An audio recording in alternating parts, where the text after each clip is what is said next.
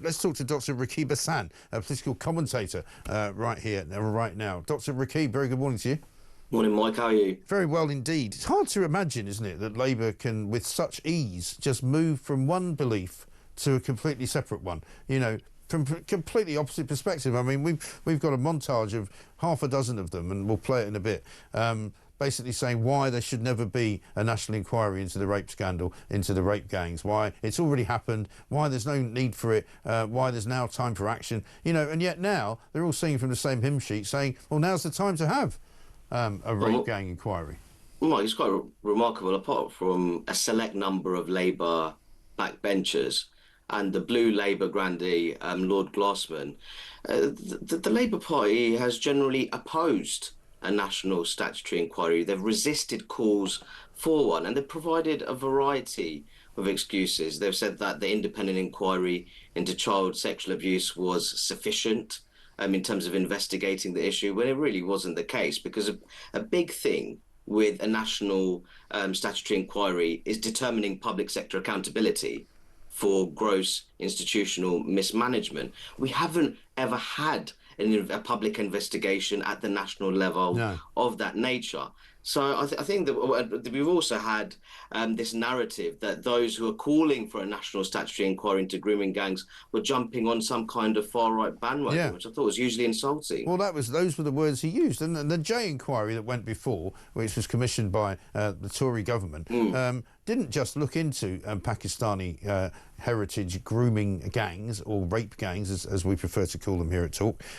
It looked at the problem of child exploitation. It wasn't anything to do with the incredible number of rape gangs in parts of the north of England in particular, specifically in Labour-controlled councils. That's what needs to be looked at, because despite what Rachel Reeves may say, it's not about the victims just. Of course the victims are important, but it's about the cover-up, and it's about the people responsible for keeping it quiet and not prosecuting anyone. No, absolutely. I couldn't agree more. I think that with the National Statutory Inquiry, I authored a piece for CAPEX back in January, writing what a National Statutory Inquiry could look like, how it could be structured. Now, of course, we should look into the social, cultural and economic drivers of grooming gang activity. Now, that's formerly known as group localised child sexual exploitation.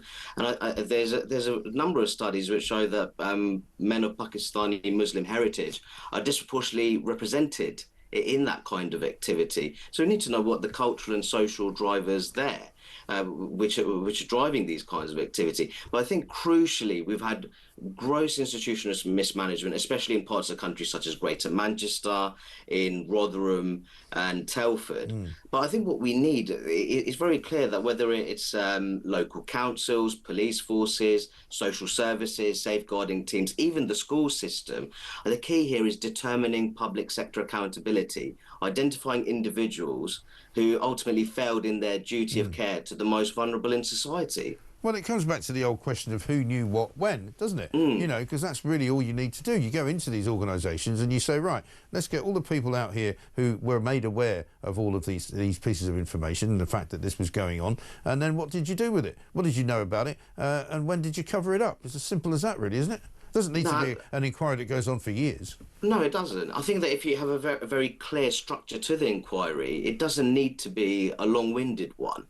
I think we also need to investigate, unfortunately, to what extent was there collusion between public sector officials and grooming gang abusers. And I think the reason why we need a national inquiry is, even though much of this grooming gang activity was localised, there were networks which were beyond one local area. So it's very important to join the dots and see how deep these networks were and how wide they were. So I think that all of this is very important for a national statutory inquiry. But I think the key here is determining public sector accountability, which might, from that, there should be a realistic prospect of criminal prosecutions flowing for that, or at the very least, loss of position and pension entitlement. Yeah, I think so. Let's have a look at something that we did a little bit earlier, and this was, of course, something from, well, Mark actually drew attention to it. He said, from North East Somerset, a big up to the team for putting the inquiry montage together. It was brilliantly done. Have a great week. Have a look at this. Calling for inquiries because they want to jump on a bandwagon of the far right, then that affects politics. No, the reason we're not doing another national inquiry is because there's already been a national inquiry. Do you want an inquiry or not? No, Paul, I'm trying to answer your question, and the answer is no. We don't think another inquiry, after all the many inquiries that we've put victims through, is the way to tackle this. There has been a huge amount of misinformation this week. Sadly, party political misinformation. It is just wrong. We've already had a lengthy inquiry, which ended... Broad inquiry that encompassed some parts of the, some towns, 6 towns, I believe. 50 towns have been blighted by this issue. We don't know if it's still going on now. That inquiry was a much broader inquiry. So you're right in saying it's broad, but we've got to look at what Professor Jay has said as well, which is that this doesn't need a further inquiry, and actually it's time for action. And that's that plank Mike Tapp there at the end, talking about what he thinks there shouldn't be an inquiry about.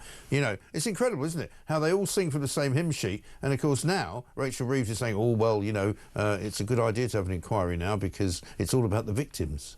Well, it's an embarrassing U-turn. We also had Labour politicians saying we shouldn't put the victims through much more pain and suffering. That's why we shouldn't hold a national statutory inquiry. It's quite a remarkable form of justification, really. And I think that what you really see here is that this is quite an embarrassing U-turn.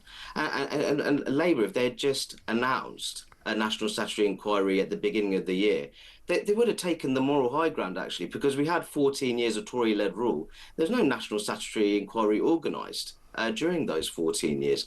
But I think that the reality is, I think that within the Labour Party, there's a squeamishness because, as you say, much of this grooming gang activity took place in historically Labour-controlled local authorities. If you take, for example, Rotherham Metropolitan Borough Council, that's been under Labour control since it was created in 1974, Mike. Yeah. I know, it's incredible, isn't it? And also, knowing what we do know from listening to some of those victims who have spoken quite openly in recent times about what happened to them, we know that it wasn't just, sort of isolated events. A lot of these young women were trafficked from one town to another, taken from one gang into another gang. There was no question that it was a complete network of scumbags who were carrying out these awful acts against children, effectively, but they were doing it in concert with one another. One girl talks about being taken to Rotherham, to Doncaster, to Rochdale, to Edinburgh, to Telford, up and down the country, and just handed around. No, and some of the accounts, if I'm being absolutely honest, Mike, and I don't say this lightly, we're talking about forms of sexual violence and abuse, which wouldn't be out of place in a war zone. Yeah, totally. And this took place in modern England. I know, absolutely incredible. And also, more importantly, I think the Casey report is likely to draw a comparison between the large numbers of illegal young men coming to this country on small boats and these attacks. Well, I think that for some time I've been talking about illegal migration being a national security emergency. I've been using that term for years, and I think I'll be very keen to see this connection, this reported connection between illegal migration and grooming gang activity, which has been identified from Baroness Casey. I'll be looking forward to reading that, actually. Yeah, I think so. I think we'll be finding quite a lot of material in that to talk about for some time to come. Rakib, thanks very much indeed. Thank you for having me. Rakib Ehsan, political commentator there.